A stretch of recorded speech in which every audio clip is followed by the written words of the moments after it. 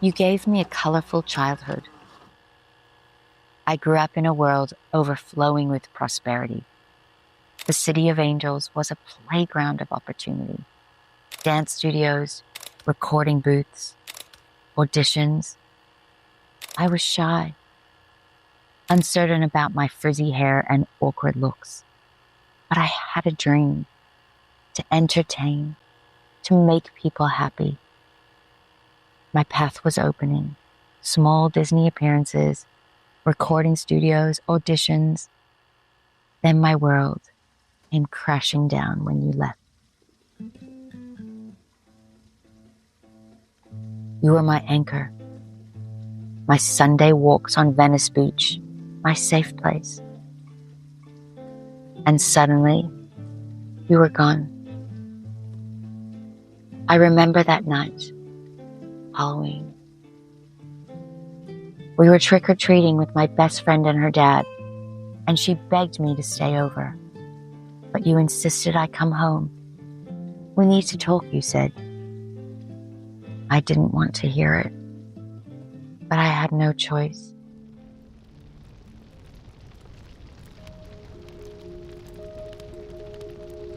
Your absence left a wound I didn't know how to fill. That pain twisted into something else. Rage. A rage that led to reckless choices. Drinking, drugs, meaningless relationships, chasing love in all the wrong places. Eventually, that rage became deep self-loathing and depression, leading me into the arms of an abusive relationship. I thought I had found love. I clung to it, terrified of being alone. I lost myself completely. No boundaries, no self-worth, just an endless cycle of pleasing others at the cost of my own soul. Until, in my 30s, I broke. I prayed for death or divorce, not knowing how I could ever leave. Life had not turned out the way I had planned. My flame had burned out. And then, a whisper, a quiet voice urging me to love myself more than I craved being loved, to stop seeking a man to define my worth.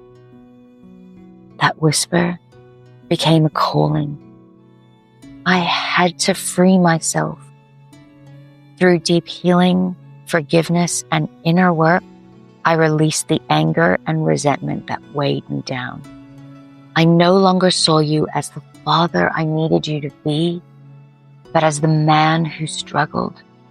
I stopped needing your love and approval to validate my own, and I realized something life-changing.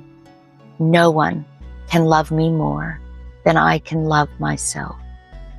For the first time, I let myself free. I let go. And in that surrender, something returned. Lightness, playfulness, joy. But I had one final battle, my fear of rejection. I had spent my life pushing love away, searching for proof that I would be hurt. How could love ever reach me when I wasn't even open to seeing it? When I let go of the need for a man to complete me, I set myself free. And in that freedom, I found true love. In my 50s, I met a magnificent man. Not a savior, not a security blanket, but a partner. A love built on strength, not fear. A power partnership where we uplift each other instead of clinging for safety. These days, my purpose speaks louder than my fears. I want to remind others that they already hold the love they seek.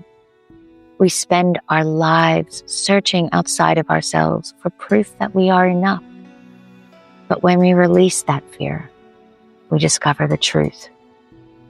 We are made from love, and our truest self is love.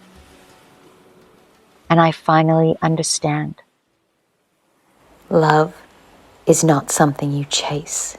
It is something you become.